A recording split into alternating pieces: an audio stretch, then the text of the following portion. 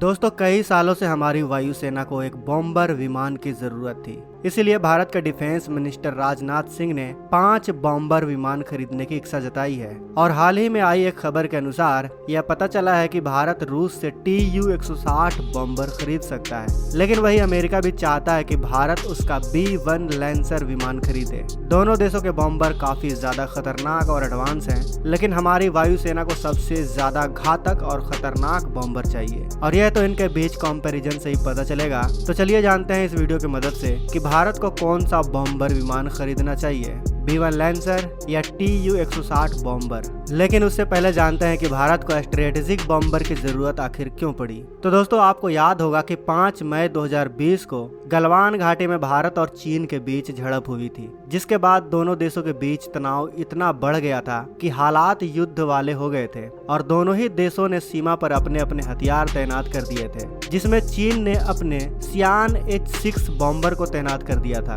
उसके बाद से ही भारतीय वायुसेना को स्ट्रेटेजिक बॉम्बर की कमी सबसे ज्यादा महसूस होने लगी। H-6 बॉम्बर सोवियत संघ के TU-16 मीडियम रेंज बॉम्बर का लाइसेंस्ड प्रोड्यूस वर्जन था। बाद में चीन ने H-6 बॉम्बर के कई अपग्रेडेड वर्जन बना लिए। इनमें सबसे हालिया है H-6K बॉम्बर, जिसे कुछ वर्ष पहले ही चीनी एयरफोर्स में शामिल किया गया है। अब हम जानते हैं कि B-1 लैंसर और TU-60 बॉम्बर में सबसे ज्यादा घातक और एडवांस बॉम्बर कौन है। पहले जानते हैं हम B-1 लैंसर के बारे में।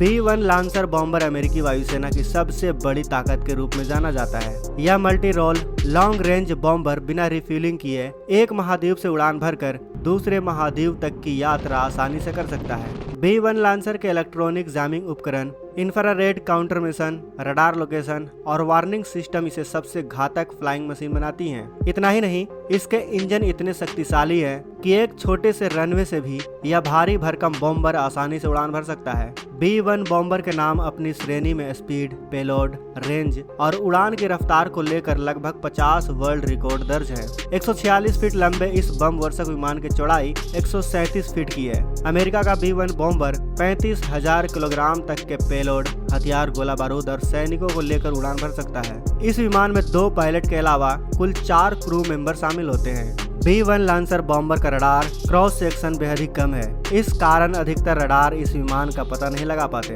भारी पेलोड के साथ यह विमान कम ऊंचाई पर तेजी से उड़ान भरने में सक्षम है। इसके अलावा उन्नत इलेक्ट्रॉनिक काउंटर मेजर इस विमान को दुश्मन की जैमिंग मिसाइल या किसी अन्य प्रकार के हमले से बचाता है। इस विमान में जनरल इलेक्ट्रिक के 4 F-101 GE-102 के आफ्टर बर्नर टर्बोफैन इंजन लगा हुआ है, जिसकी ताकत पर यह विमान लंबी दूरी तक उड़ान भर सकता है। यह समुद्र तल से अधिकतम 30,000 फीट तक की उड़ान भर सकता है। यह विमान 1,20,326 किलो एविएशन फ्यूल के साथ टेक ऑफ कर सकता है, जो इसकी रेंज में भारी इजाफा करता है। अमेरिका के इस परमाणु बॉम्बर की सबसे बड़ी ताकत AGM-86 B air launch cruise missile और AGM-69 short range attack missile है। विमान के निचले सिरे में 3 इंटरनल वेपन स्टोर हैं, जहां 34,000 किलोग्राम तक के हथियारों को रखा जा सकता है, जबकि विमान के बाहरी हार्ड पॉइंट पर 27,000 किलोग्राम तक के हथियारों को तैनात किया जा सकता है। अमेरिका ने अब तक कुल 100 B-1 लैंसर बॉम्बर को बनाया है, जिसमें से 66 विमान अभी सर्विस में है।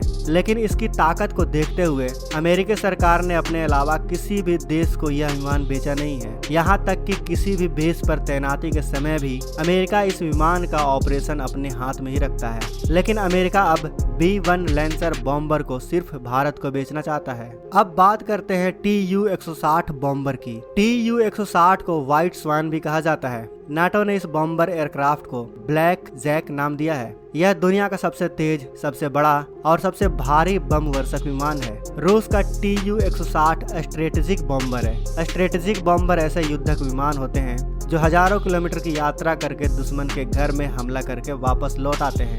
इन बॉम्बर के जरिए दुश्मन के ठिकानों पर क्रूज मिसाइलों के साथ ही न्यूक्लियर हथियारों तक से हमला किया जा सकता है। स्ट्रेटेजिक बॉम्बर का इस्तेमाल आमतौर पर अपनी सीमा से पार जाकर दुश्मन के घर में घुसकर हमला करने में होता है। यह बॉम्बर इतना खतरनाक है कि इसकी पहली उड़ान से ही अमेरिका परेशान हो गया था। TU-160 की टॉप स्पीड 2220 किलोमीटर प्रति घंटा है। यह विमान 1,10,000 किलोग्राम के कुल वजन के साथ उड़ान भरने में सक्षम है। इसके पंखों का फैलाव 56 मीटर है। TU-160 की पहली उड़ान 16 दिसंबर 1981 में आयोजित की गई थी। रूसी सेना में इस समय 17 TU स्ट्रेटेजिक बॉम्बर मौजूद है।